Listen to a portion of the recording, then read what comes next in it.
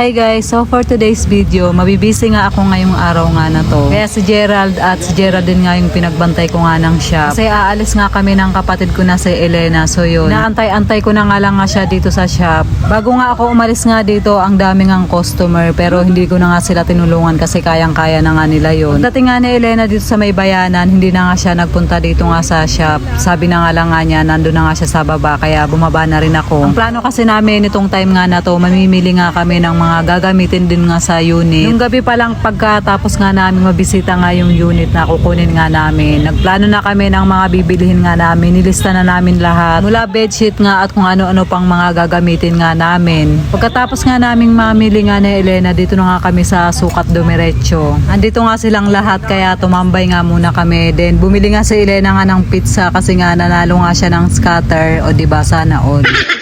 Kaya yun nga yung pinagsalusaluhan nga namin nga nitong merienda. Yung nanay ko nga at saka tatay ko nga dito nga sila sa Manila. Kasi nung nakaraang linggo nga lang nga nasa Bicol nga sila. Buti na lang din kamo at malapit nga lang nga yung Bicol nga dito sa Manila. Kaya kahit anong oras nila gustong umuwi nga dito, nakaka-uwi-uwi sila. Magating ka, oh. Ikin, nakangiti nga, oh. Ken, tawa ka? Ganyan, Ito, ganyan tawa ang ka? may sabihin nga magat siya. Ken, mangagat ka ba, Ken? Hindi yan mangagat si Ken, ah.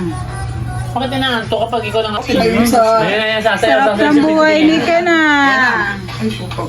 Sarap buhay ni Ken, ah.